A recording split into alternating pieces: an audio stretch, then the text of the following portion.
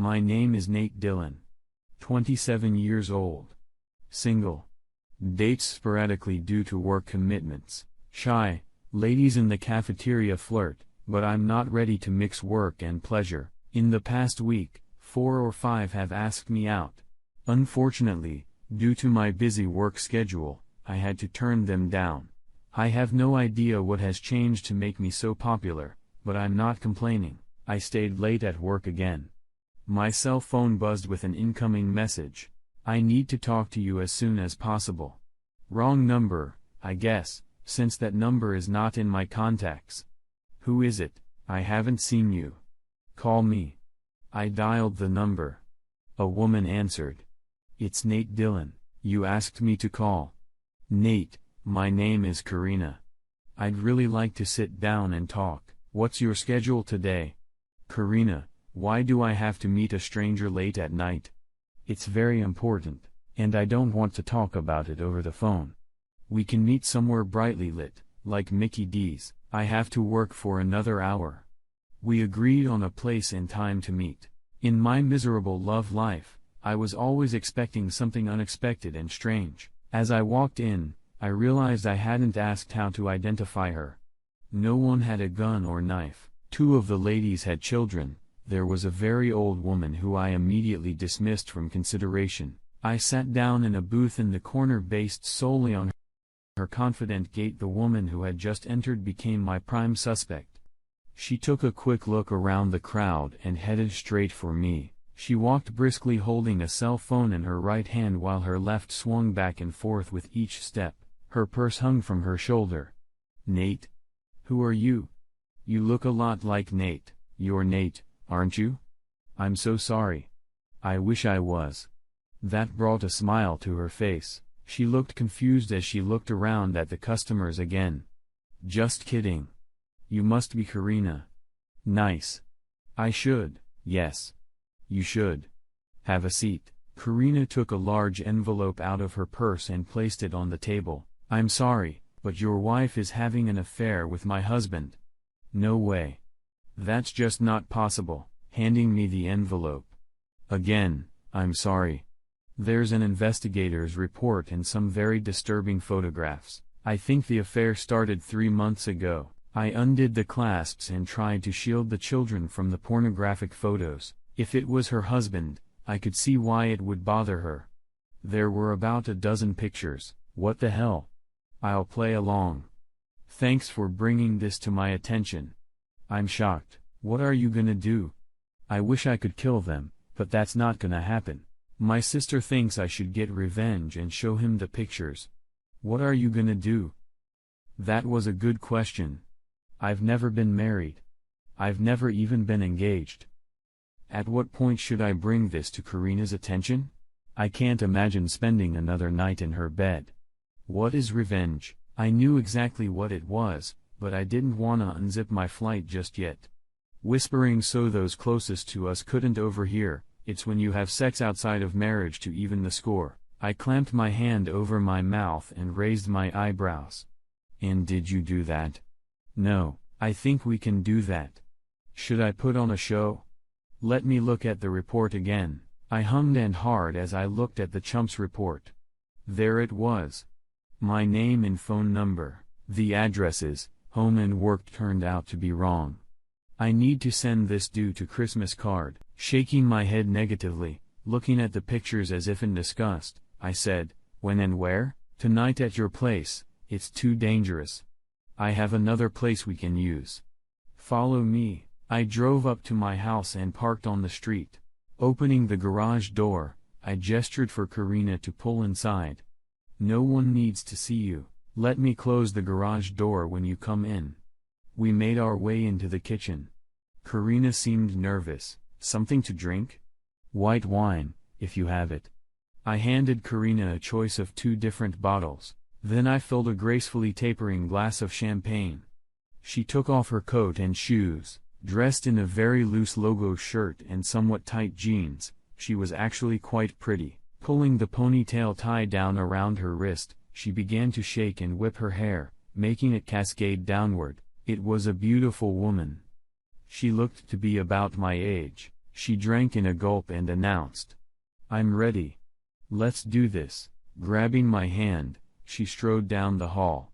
Instead of the bedroom, we ended up in the guest room. It didn't matter to me. I started to unzip, but fell behind in the stripping contest. What fun this would be. With a twinkle in my eye, "Look at you. Oh my God, I'm really going to enjoy this. You're huge compared to Neil. I guess Neil's her husband." At that moment, I didn't care. We lay motionless for a minute. Then I rolled off. Karina immediately rolled over on top of me and pressed down. "Your wife is a fool." "No, your husband is the fool. You must be a very uptight bitch for him to turn down a body like that." "Yeah. Something like that." She collapsed on my chest and pressed down. After a minute, I realized she was sound asleep. 20 minutes later, I woke her up. We talked about everything and nothing for at least an hour. Karina looked me in the eyes. "I guess I should go home. You know, they cheated for a long time. We only did it for one night. Don't you think we should do it again?" "Yeah. You have my cell phone number. Text me when you have a plan." Before Karina put her bra back on, she took selfies with my arm over her shoulder. I didn't think revenge. Sex buddies exchanged hot, passionate kisses and hugs when they parted. I was wrong. Trying to digest the events of the evening, I began to worry. Hopefully, Neil's slutty behavior hadn't infected Karina. On the other hand, I hoped Karina was on the pill. It was a little late for those concerns. Still, I slept like a baby. Karina has a body made for fucking. She must be some kind of bitch to throw Neil into the arms of another. Though I didn't see it in her, every day I wanted to send her a message. After 10 days, the drought was broken. "Can we meet at the same place tonight at 7 p.m.? Yes. The sex was no worse than the first night. Instead of 2 sessions, we had 3. A few more erotic shots were taken. We talked as if we had known each other for months instead of 2 nights. "What's going on with your divorce?" "I filed today. That's why I wrote." "What about you? Have you decided what to do yet?" "Well, I didn't want to do anything until you did." "I bet she'll freak out when he tells her what you and I did." "I bet he'll freak out when I tell him what we've been doing." "I hope Neil's not violent." "Well, he did time for killing a guy in a bar fight." Think, Nate, think. Why didn't you think of that? Despite the fact that I already considered myself a dead man walking, I responded with a passionate hug and kiss as Corinne left. She knew how to inflate my ego. 10 minutes after she left, a text came in: "I love you, we're not done yet." My popularity in the cafeteria had faded. I had yet to figure out women. Worse, I was developing feelings for Karina. Then the following message came: "Wanna get together on Friday, maybe have dinner before then?" I immediately sent a yes response. Although my heart was telling me to keep going, my head was begging me to end this charade. Watching the sun slip silently behind the mountains, I sighed. Today was not the day. Maybe tomorrow would be. My conscience was getting to me.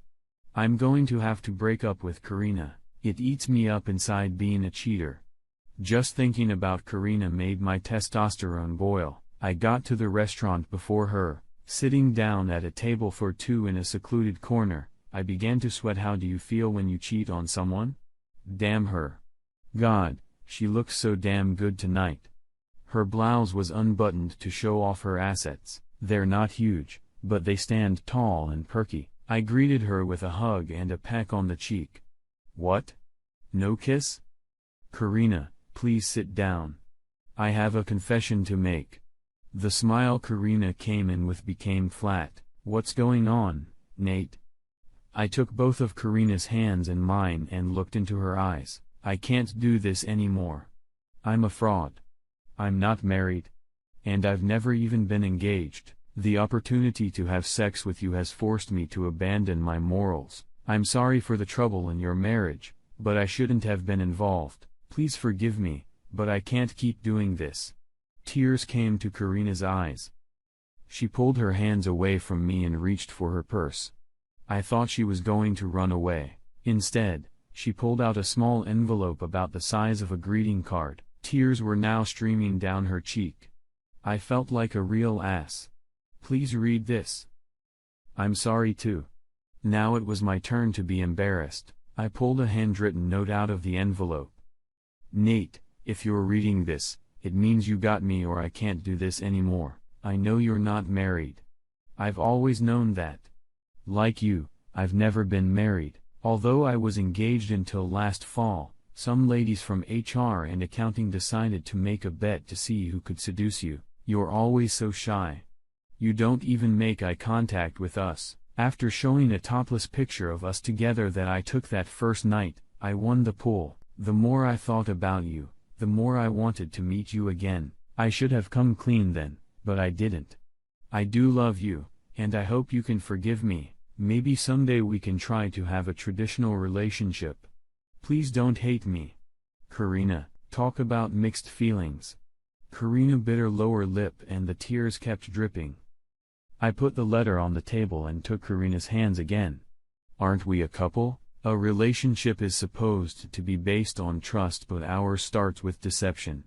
How do we work this out? Karina's eyes widened. Can we be honest and truthful now? I'll tell you what. Let's decide this tonight. Sunday is Valentine's Day. Are you free for dinner? I'd like that. Pick me up at 6 o'clock. Sounds like a plan. Epilogue. Valentine's Day went well. We ate, drank, but mostly talked. Karina is 3 years younger than me. She was engaged for 2 years before he finally chickened out. She suspects he's found another woman, but she has no proof. There is more than a little resentment that I will have to overcome. Karina explained how she copied the porn photos from the internet and posted the investigators' reports from the Detective Stories website. So now that you seduced me, what are your plans? Am I the laughingstock of your entourage? Not at all. A lot of ladies envy me. I more than hinted that we were intimate, but I didn't give them any details. You're in human resources. Are we breaking any company rules? No. The company doesn't want any liability. Anyone can date anyone. If performance suffers, someone could end up on the street, so don't relax at work dreaming about me. It's too late. That's why I'm putting in extra hours. I think I'm screwed with this answer. Her eyes gave her away. As much as I wanted to take Karina home and ravage her body, we both knew that a long-term relationship should be built on more than just lust. After a month, we gave in. It was the most passionate weekend of my life. I kissed, licked, and sucked every erogenous zone my research had uncovered. Karina's first orgasm was spectacular. I was proud of myself. Karina plans to move in as soon as possible. We set a tentative date for next Valentine's Day to get married. Karina's hidden bitchy side is her jealousy. I'm on a very short leash. Karina is the only child in the family, and I keep teasing her about lusting after her sister. Even this childish innuendo turns her on. I know Karina got these porn movies from the internet. I took a chance that maybe she would be open to trying these positions. I got lucky, if you know what I mean. To make sure I understood, Karina informed me that she would not retaliate if I ever got lost. She would just kill my cheating ass. I believed it.